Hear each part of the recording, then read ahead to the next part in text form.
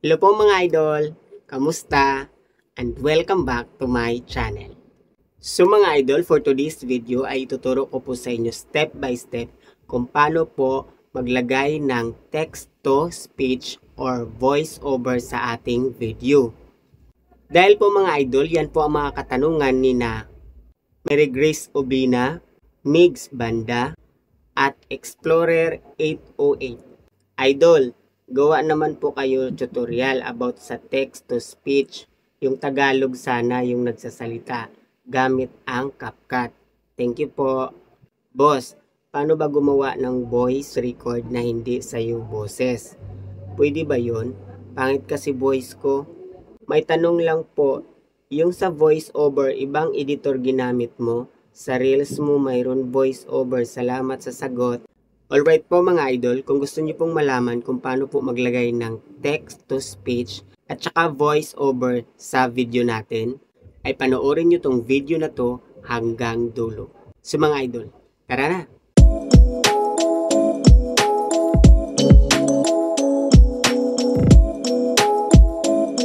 So mga idol, una, dapat meron na po tayong sinave na background video. Tulad po nito, yan po. Yan po ang gagawaan ko ng text to speech tsaka voice over. So mga idol, start na po tayo. So punta lang po tayo sa ating CapCut. Tapos i-click si new project. Yan. At mapunta po tayo dito sa ating mga videos tsaka photos. Di ba po mga idol, igagawa po tayo ng text to speech tsaka voice over sa video natin. So dito po tayo sa video natin. So hanapin lang po natin yung video na gusto nating gawaan ng text to speech tsaka voice over. So mga idol, ito po yung video na gusto ko gawaan ng voice over. Tsaka po, click nyo po yung add dyan sa baba. Tapos mapupunta po ang inyong video dito sa wall screen ni CapCut. So bago po tayo mag-start mag-editing, ay aayusin muna natin ang video na gawaan natin ng voice over. Tulad po, ang kanyang ratio, tsaka ang volume, tsaka ang watermark ni CapCut. So dito tayo kay ratio. Nakita nyo po yung ratio dyan sa baba. So click nyo po yan. So dito po kay ratio ay marami po siyang choices. Marami po tayong pagpipilian ng mga sizes. Yan po. So mga idol, kung gagawa po kayo ng mga short video, tulad po kay Facebook Reel, kay TikTok, Instagram, tsaka kay YouTube short video, ang pipiliin nyo lang pong ratio ay itong 9:16. Yan po. Pero po mga idol, kung gagawa po kayo ng mga long form video tulad po kay Facebook at saka sa inyong YouTube channel, ang pipiliin nyo lang pong ratio mga idol ay itong 16:9. Yan po. So, dahil po short video ang gagawin natin, ay ito pong 9:16 ang ratio na gagamitin natin. So, click lang po natin si 9:16. Tapos, click yung check. Then, itap po natin yung video. Yan. Tapos, punta tayo doon sa wall screen ni CapCut. At i-compress po natin yung video para po ma-fix po niya ang ratio na 9:16. Yan po. Ganyan. Then, punta lang po tayo sa volume. Yan po. So, dito po mga idol ay optional. Kayo na po bahala kung babawasan nyo po ang volume or dadagdagan nyo po. So, di ba po mga idol, igagawa po tayo ng text to speech saka voice over. Para po sa akin mga idol, ay bawasan ko po tong volume. Yan po. Tapos, click si check.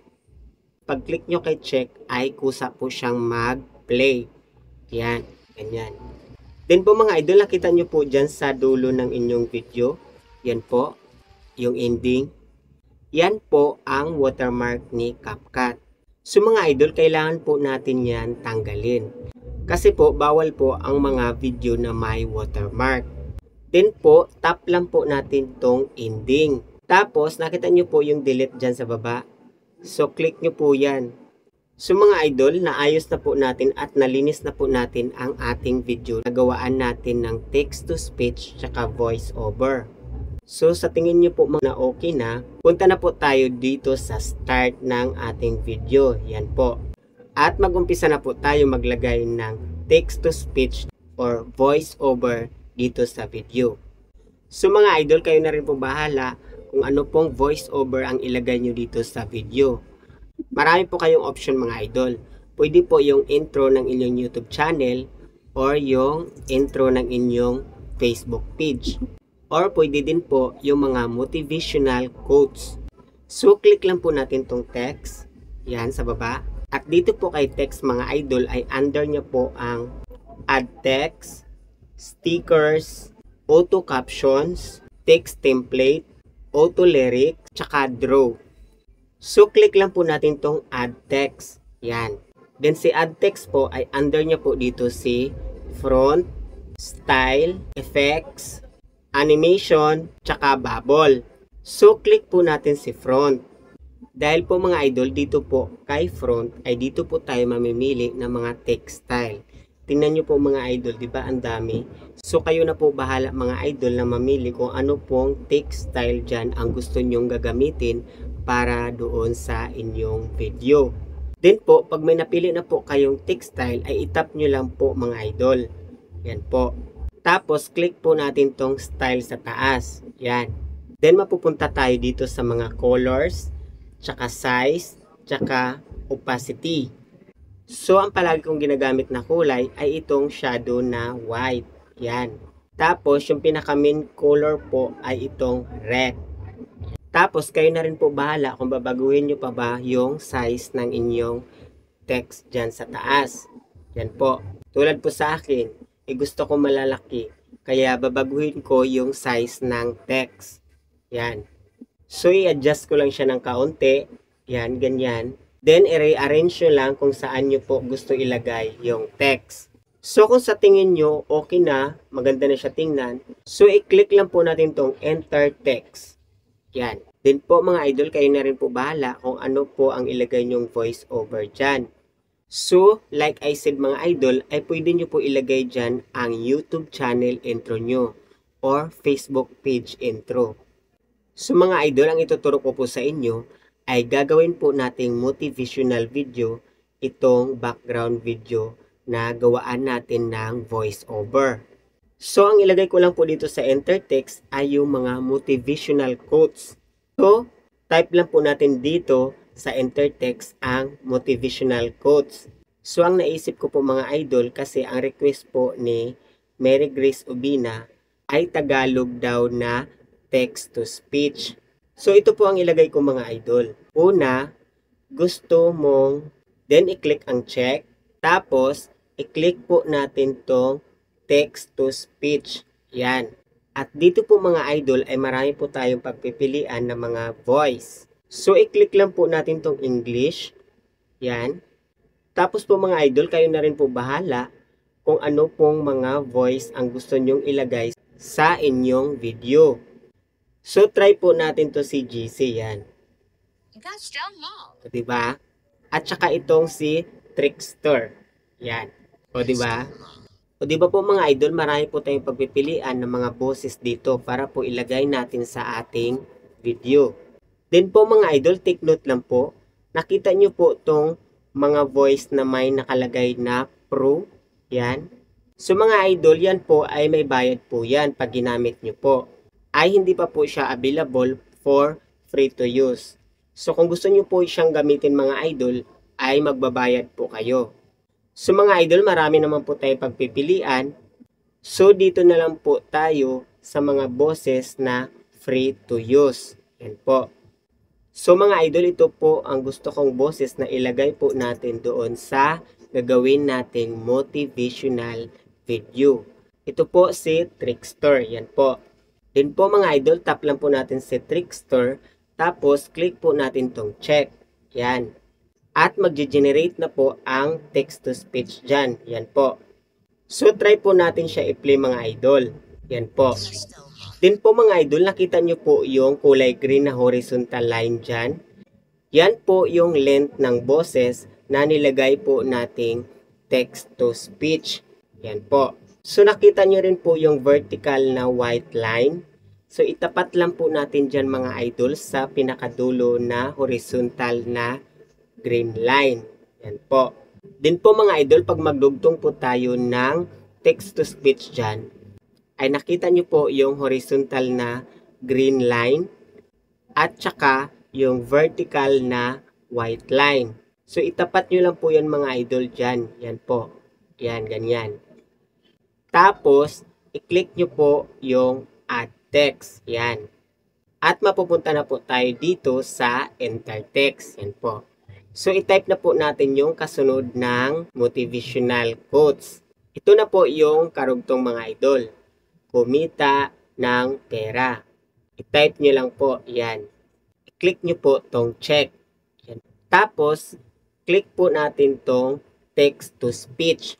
Then, hanapin lang po natin si Trickster. Kasi si Trickster po kanina ang ginamit nating boses, di ba? So, hanapin natin si Trickster. Tap lang po natin yan. Tapos, i-click po natin yung check at mag-generate na po ang text-to-speech. Yan po. Ay punta po tayo dyan sa dulo mga idol. Yan po yung horizontal na green line. So, itapat lang po natin uli doon sa dulo yung vertical na white line. Yan po. Yan. Tapos, click po natin uli ang add text. At idugtong na po natin ang panghuling motivational quotes. Ito po mga idol. Di magtrabaho ka. Tapos, click lang po natin tong check. At click natin ulit si text to speech. Yan po mga idol. Then, hanapin lang natin si Trickster. Tap natin uli at i-click din natin uli ang check. Yan. At tapos, mag-generate na naman po siya para ma-save na po ang boses. Yan po. So, ayan na po mga idol. So, back lang po tayo at i-try po natin i-play. So, i-click lang po natin ang play. Yan po. Yan. O, diba? O, diba po mga idol, ganun lang po kadali maglagay ng text-to-speech saka voice-over dito sa ating video. So mga idol, yung ginawa po nating video ay naging motivational video na po siya. Sa tingin nyo pong okay na, ayos na, so i-click lang po natin tong save dyan sa taas. Yan po. So mga idol, habang sinisave pa po natin ang ating ginawang motivational video, ay shoutout ko muna sina Ems Channel, Supalicious Mars, Ramel Shioco, Elsa Oquendo, Roberto Flores, North Channel. So mga idol, na-save na po ang ating ginawang text-to-speech saka voice-over na video. Ito na po siya mga idol, yan. Ito po. O diba, ready to upload na po siya sa ating mga social media account. So mga idol, ganun lang po kadali maglagay ng text-to-speech at saka voice-over dito sa ating video. So mga idol, kung meron pa po kayong mga katanungan, put your comments below para po mabasa ko po yan at masagot ko po kayo. Din po mga idol, kung bago ka pa lang po sa channel ko, please don't forget to subscribe and click the notification bell para po ma-update po kayo pag meron po akong bagong i-upload na tutorial video. So mga idol, maraming salamat po sa inyong walang sawang pagsuporta dito sa aking channel. God bless us po mga idol at mag-ingat po tayo palagi. Bye-bye!